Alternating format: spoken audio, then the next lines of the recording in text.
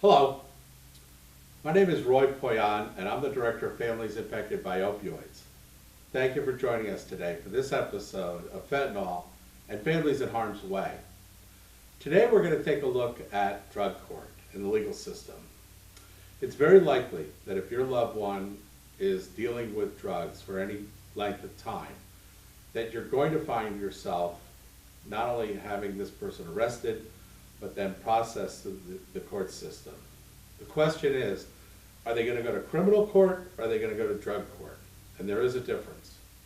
If your community is progressive and has thought through these kind of legal situations, and most at this point have, thank goodness, and we appreciate the courts in doing this, they have the opportunity, if qualified, to take themselves through drug court in place of criminal court. What drug court does is it meets with the person, typically by design, weekly, and it sets goals for the individual that they have to achieve. If they don't achieve these goals, or if they break the rules of the drug court as stated by the judge, the probation officer, and the others involved in the team, then they're going to have to reinitiate their court appearance, only at that point in a criminal court, in which case all of the regular types of laws are going to apply. And what we want to do is to help them as family members, because we're sitting in the galley each week watching this as it progresses. We've got them during the other times that they're not sitting in court. We have an ability to influence them. We understand what the court has mandated he do or she do. So we can be supportive of that. Now, there's some things that you're going to need to do. Number one is, if you are at the ER and now he's going to be taken to jail and then in front of a judge, while at the ER, ask for a diagnosis. And then make sure that that gets into the prosecutor's hands so that they know this was the condition of the drug abuse, in which case drug court is appropriate. If you have a diagnosis from before, get that paperwork involved in the processing so that same situation occurs to your favor. What we're going to do is we're going to identify the different characteristics of a drug court. And in order to do that, let's go to the family table and we'll take apart the drug court process for you. There's a lot to learn, but you'll be better prepared for it. Thank you for joining us again here at the family table. It may seem like we're talking about a sequence of very serious topics, and we really are, because now a lot of people are getting involved in your life that, you know, they weren't really welcome. They weren't somebody that you would normally go out and say, you know, let's get together and watch the football game with. But the fact is, they're a very valuable part of what you need to accomplish, and your ability to accept this is really important. So I do ask that you take time, you know, to kind of understand yourself and what you're trying to accomplish, and take time to take care of yourself as you're starting to learn these things. And when you go through the legal court system, which is what we're describing in this episode, it's going to be very taxing for you. And that's why I sit there and say in the beginning, take a breath and understand yourself and understand you're doing the best you can do. And by learning about this in advance, when that does happen, that's when I really want you to take a chance to step aside and create that opportunity for yourself. Be kind to yourself as you go through the legal system. The best way to look at this is a system, and it will conduct itself the way it is designed. It is not designed to customize an experience around you. You will be customizing yourself around its rules, its processes, and this is how things are done.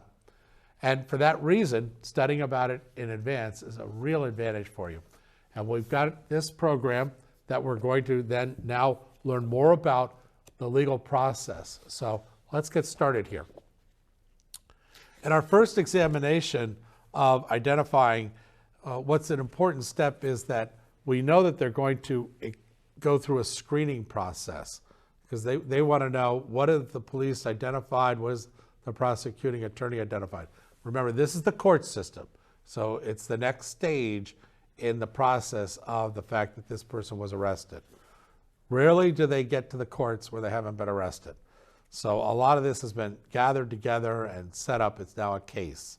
And so there are pre-trial services that are performed as we identified. This is when you get a counsel. You need to find a counselor. Now remember, in the emergency room, we talked about getting an assessment for addiction. That's an important thing to make sure that you have your lawyer put in the process, so that when the prosecutor is looking at, should we be sending them to criminal court or should we be sending them to drug court? Drug court is also known as specialty courts in some communities. With that in mind, drug court may very well be the best option. But believe it or not, you need to weigh that out, because depending on where this person is, it may be that criminal court is their only option, depending on what they've done and what they're presenting now. With this in mind, if drug court is an option, it has a certain design to it that is significantly different from the criminal court process. In drug court, just so that you know, when you qualify for drug court, that's decided in the pretrial, that you would then be able to take that program and it puts on hold, typically, the criminal process. If you fail in the drug court, the criminal process then becomes enacted, and you will go through the criminal process exactly how it's designed. There's no, oh, well, he tried and he didn't do well in drug court about it. It goes right back into criminal court, and then you're going to be tried on those charges that were kind of like put to the sidelines while you were doing the drug court. And drug court will often not expunge, but meaning erase, but will allow you to move forward in your life without those proceedings taking place. So now that's why we're suggesting you find a drug court lawyer before you need one. And we're going to talk about getting a counselor as part of this legal courts process, because that's where this topic belongs. So there are also, when you start to talk about drug court, clinical-based staff that are a part of the drug court program. Now, it's probably not a good idea for me to say, this is how a drug court runs, because where you are, it may be different. But characteristically, I think that there are certain pillars. One is that the drug court meets more frequently, sometimes as many times as once a week. And an update is given by the attorney or the case manager. The family is typically allowed in the galleys, okay, to be a participant, but not actively, depending on what the judge decides. And there's a judge that's kind of like saying, okay, Jerry, how are we doing? How'd you do last week? Did you do these goals that we set out for you? And then Jerry has to respond, yes, I look for a job, or whatever it is that's a part of the criteria. If they find that he is not doing that, or she's not doing that, which the drug court had outlined was these next steps, he's going to get into trouble. There's going to be very little patience afforded this person, and there should not be. This is this person's final option to make the right choices consistently in the presence of very close oversight. So it's kind of like a lot of eyes come on this person who's been wandering around in this drug addiction world where obscurity and isolation is the norm. You don't know me, I don't want you to know me, to you know everything about me and you know exactly what I'm doing and when I'm doing it. It's a stark contrast between the two. So with that in mind, we're also looking at the legal process as court to jail or prison, depending on what the severity is. So if the legal system and the criminal process is done the way court and criminal processing is normally done, then they would go through the court proceedings as we've described and are outlined again here in this episode. But they would end up in an incarceration posture. Whereas in drug court, they may end up back in their life, moving forward. with this as a part of their record, but just the same, not encumbered by having to do time in incarceration. Should incarceration be a part of this person's case, then there is time now for you as a family to really learn and complete. We've got these 32 seminars that are available to you, but there's, Hazleton has a program, Smart Recovery has a program for families. There are other academic and curriculums that you can start to take, and there's a world of information on YouTube. So your learning process, as we've discussed before, is just started here. But while they're in incarceration, you need to be growing as a family. This isn't a lay time for you to sit there and say, finally, we have some peace and quiet in our lives. Don't do that. You're going to need the time to get ready, because when they get discharged, it's called reentry. There's a whole kind of like nomenclature or things that need to be done that help them to bring themselves back into life in society. They've been taken out of life in society, and they've basically been locked up in a cage, and now they're being brought back in. So they're going to need to reestablish their whole identity all over again, and they're going to need to get housing. So a lot of their, if you're familiar with Maslow's hierarchy of needs, their food, shelter, all of these things need to be safety, employment, need to be reestablished, and that takes time, it takes good planning, and it takes strong coordination and communication, of which the family can play a very active role, but it's really the onus is on the person. So with that in mind, all we can really do is create an environment for success. In a sense, we're environmentalists, we create the environment. So, but we're not responsible for the environment, but we can contribute to it. And we can contribute better by knowing what they need ahead of time. So if they are incarcerated, then one of your tasks as a family is to start to learn under the category with a Google search, reentry. And there's great program literature. They've got it all mapped out of exactly what the family can do. So do take the time for that. It's very important. But now let's talk specifically about the fact that it's not a criminal proceeding. It's a drug court proceeding. So you've secured a drug court attorney, and they are advising you.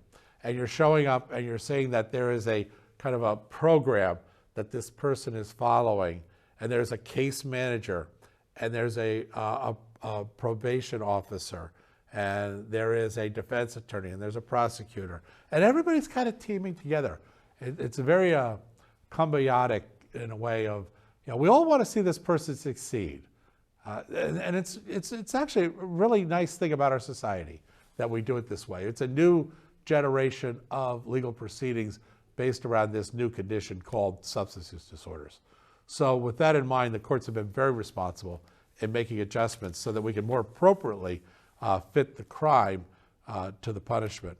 So what we really want to do is we want to reduce the chances of relapse in this process.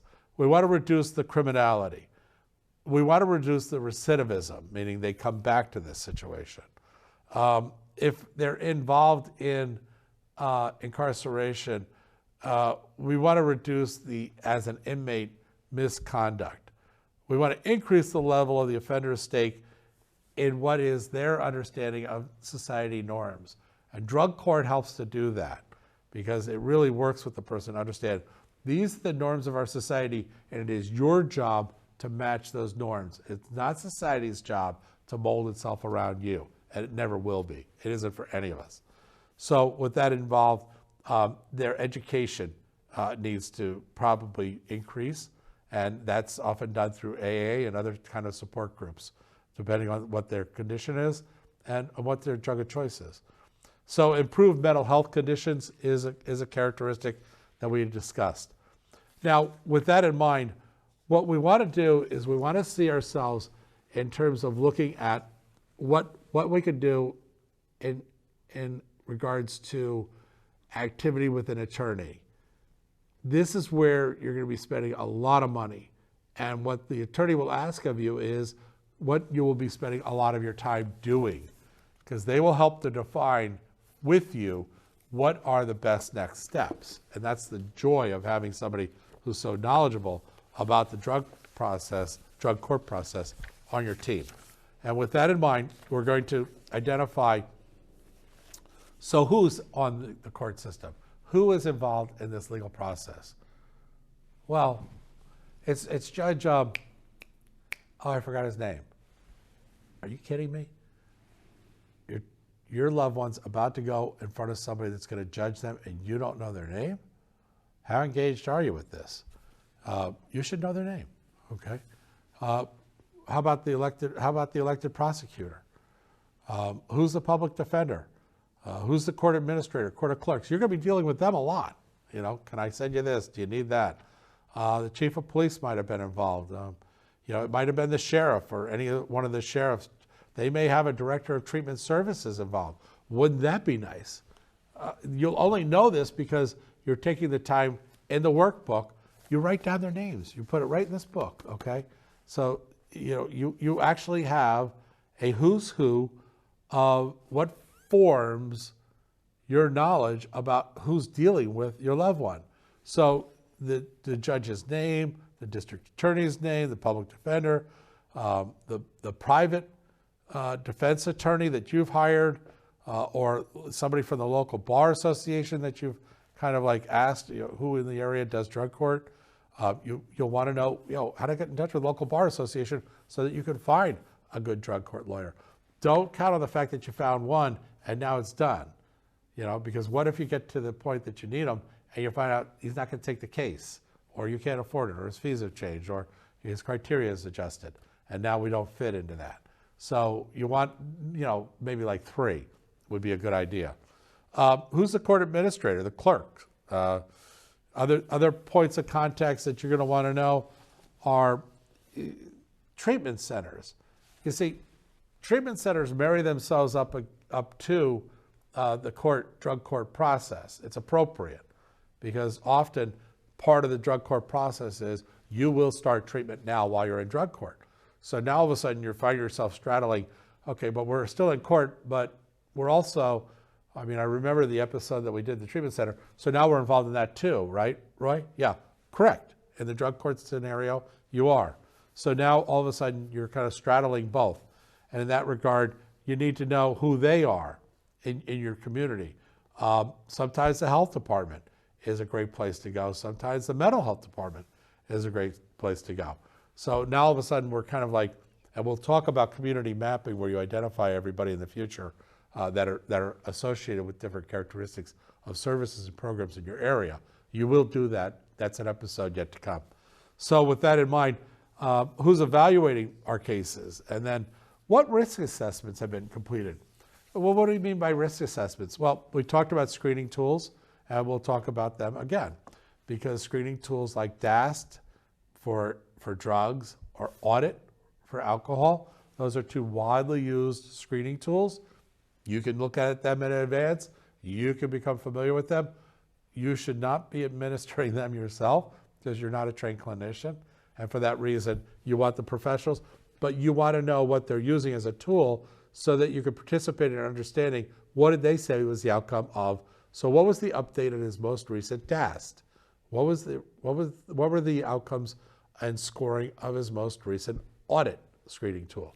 And then you can become familiar with that lingo and really understand what the characteristics of that mean going forward. So when you start to look at, you know, the drug court, oddly enough, you're also looking at treatment plans. And it may seem like, well, but we're talking about legal. And once again, no, we're not really. We're talking about holistically, through the legal system, forcing a process that makes this person, or there are consequences that make this person do the right thing. So now they're going through detox. Now they're going through an intense outpatient program for 16 weeks. And then after that, an aftercare program. Now all of a sudden, peer-to-peer, if you're fortunate enough to have those services in your area, a peer-to-peer coach is tandem with them in their lives. So now that you're taking these episodes, because there is a peer-to-peer episode, you will be much more aware as to the value of peer-to-peer services. We just showed you when they attach. They could attach as early as the drug court process. If you didn't go to drug court, you just went straight into a recovery treatment program, then that could be a part of that process also. And if it's available, it should be. You do want that, peer-to-peer services. So then what we start to look at is you taking the time to use some of the things that we're going to talk about in the future, like community mapping, and what is the duration of each program, and how do we qualify for the program?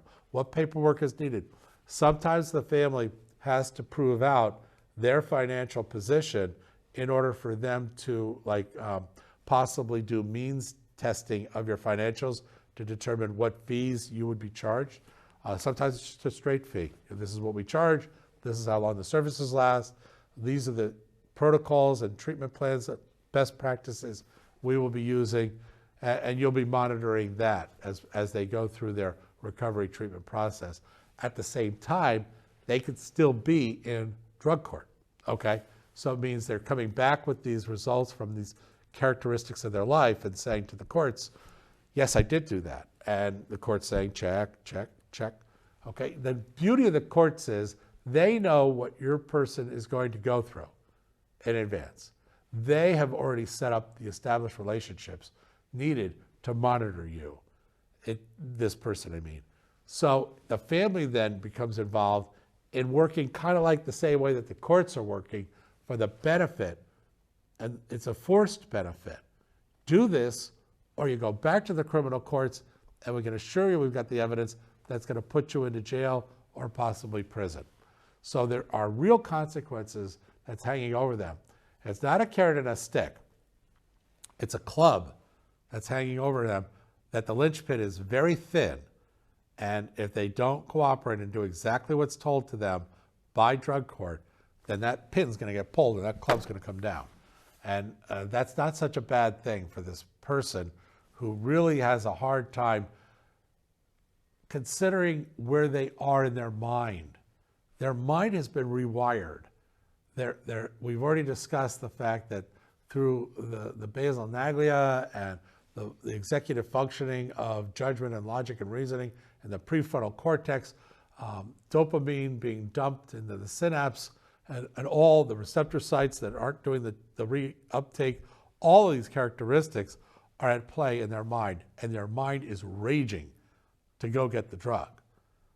And I really feel sorry for them in this situation. I would feel sorry for anybody in this situation. That's where they are.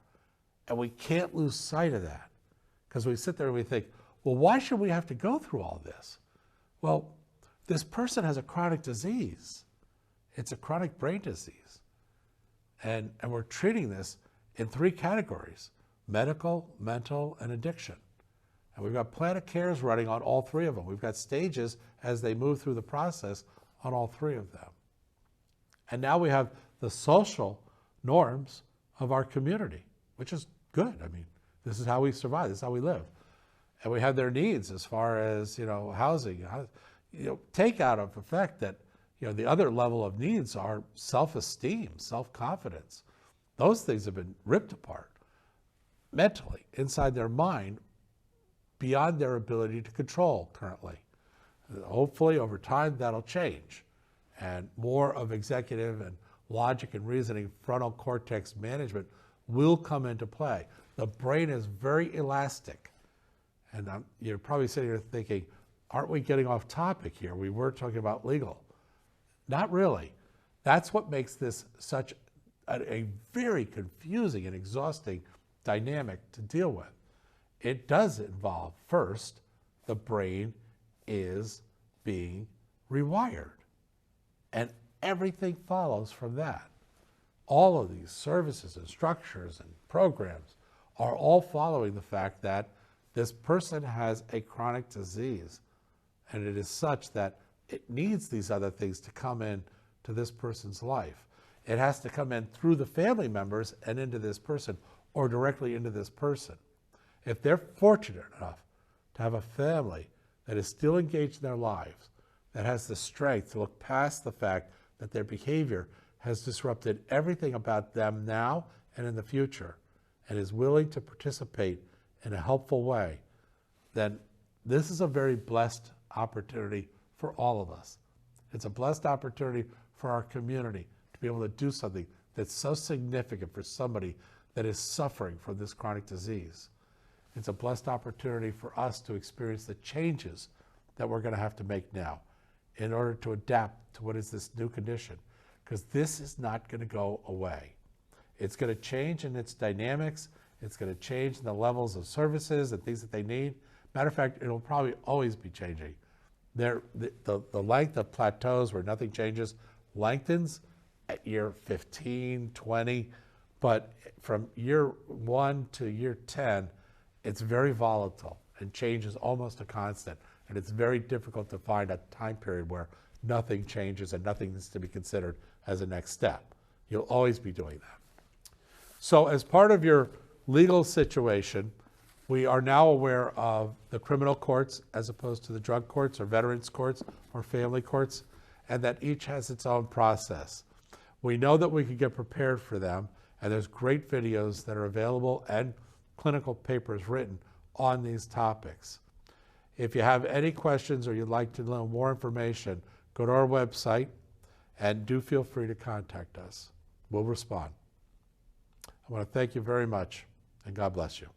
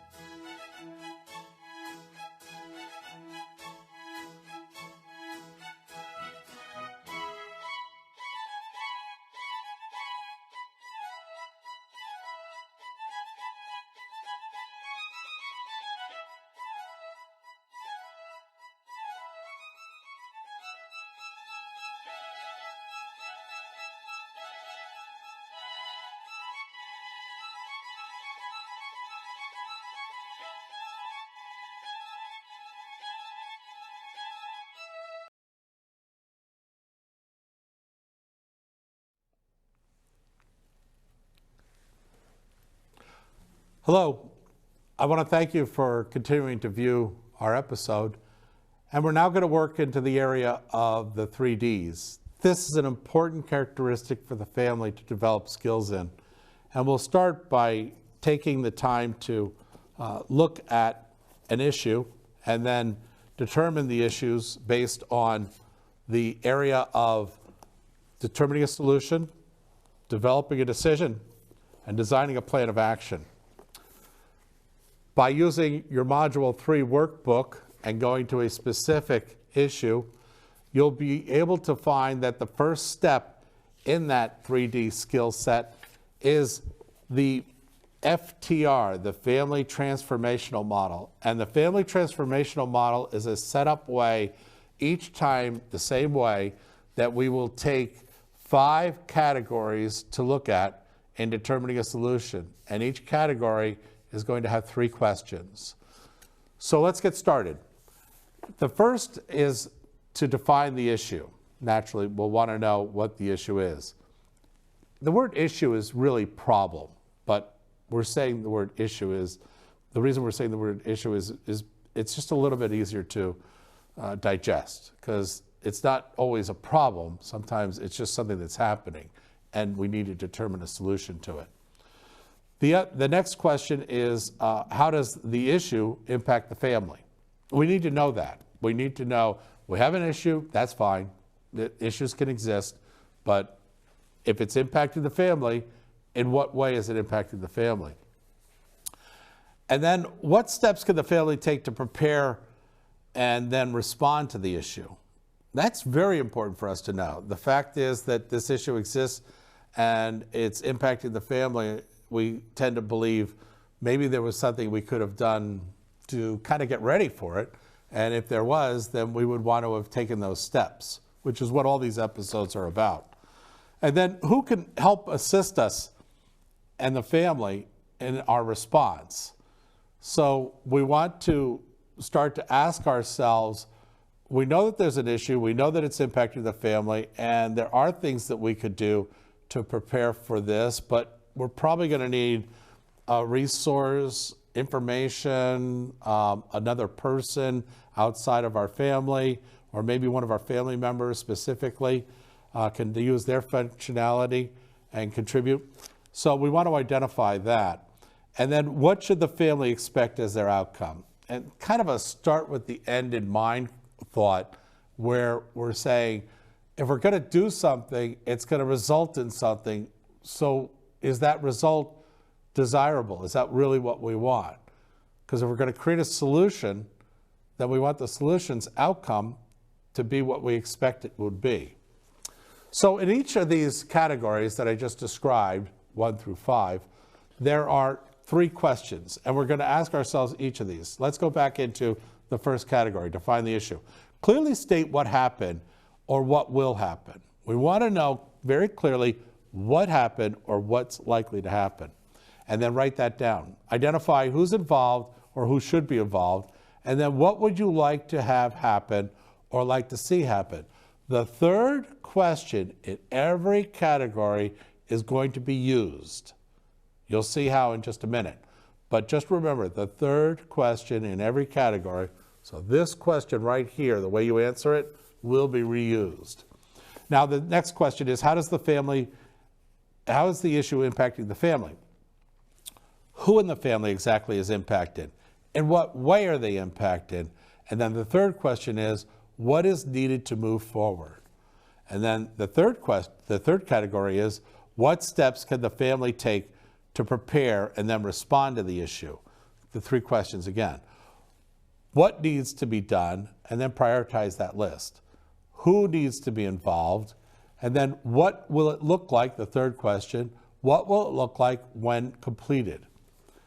Then the 4th category is, who can help and assist the family in their response? The 3 questions are, how to search and organize this organization to help you. In other words, it's not enough that you know you're going to go and introduce yourselves to a treatment center in your community. You want to start to determine, how do I look for them and organize my way of seeking help, because it might not just be that group alone. You may also need other services to kind of start to create a who can assist us. And it may be many different types of people. What to ask from them, and then what to expect. Remember the third question, what to expect. And then the 5th category is, what should the family expect as their outcome? Well, that has to do a lot with timing. And if it takes a certain amount of time, let's be realistic of what that is. That has something to do with the expense of the involvement, of getting involved in this issue. And then the third question being, required changes, our changes as family members, for this response to successfully take place. Now, let's state what our solution is. Hey, this is the great news. You've already developed your solution. By answering each of these 3 questions, the third question in every category, you'll pull forward now into your statement. So your first sentence of your statement is the third answer in the first category. What would you like to have happen or like to see happen? Well, that becomes your first sentence. So what your first sentence for your solution statement is, what we would like to see happen is, and you just pull your answer from there to here. Do the same thing with the second category. How does the issue impact the family? Using the third question's answer, what is needed for the family to move forward? So now your second sentence is, what's needed to move forward is. And now you're accumulating these answers from these categories, the third question, and it's actually becoming your first sentence, your second sentence, your third sentence, your fourth sentence, and your 5th sentence in your solution statement. So your solution statement is going to sound something like, what we would like to see happen is, and what's needed to move forward will be, and then the third question from the third category, what it will look like when completed will be, and then what we expect will be, and then what's required for us to have a successful response is, now those are your 5 sentences. You've just constructed your solution. And this is how you go back using a model for creating a solution. For any issue in life you have to face, you can use this as a way of approaching it. Now let's go to the other area, which is the second coping skill, making a decision. Let's make a value-based decision. Let's make a decision each time that kind of balances with what we value most. So first we want to determine what are our values. Well, the best way to do that is to write down on a piece of paper, what types of things do you as an individual value most? And each member of your family can do this in a kind of a group exercise. And then once you've done that, I value love, I value honesty, I value relationships and sharing. These could all be an individual's 1, 2, 3. Then prioritize them. Which of the 1, 2, 3 is most important? Then have each member of the family do the same thing. And then you can sit there and say to the family, what was your number 1? What was your number 2? What was your number 1? What was your number 1? What was your number 1? And then what was your 2? What was your 2? What was your 3? What was your 3? And where you start to see many people in the family say, well, my number 1 is relationships, my number 2 was trust, and my number 3 was love. Well, then you talk to another person, they say, well, my number 1 was love, my number 2 was personal expression or confidentiality, or so they mentioned something different, but they did mention love. And then the third member of the family happens to mention love also. You know now that love is a value of the family. So whatever decisions you make, you want to balance it on the fact of, does this disrupt our values? If it does, at least you know that it does, and to what degree. You're calculating that. But at least also you're including, what do we value most? Let's make sure our decisions don't counter that. And now, in the first step, we're going to identify exactly what's happened. And this is, by the way, in your book, okay? And it is for each of the episodes. Now, identify exactly what's happened, what happened, how did it happen, who did it happen to. Then the second step is analyze the situation, assess the problem, identify the problem, and in what areas did the problem create an impact. You're writing all of these down. The third step of that the third step in the decision-making model is, what is the number of one contributing factor?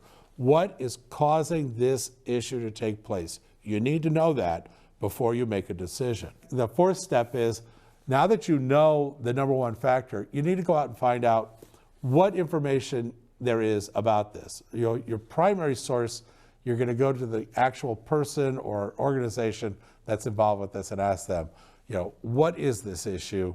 And help us to understand it better.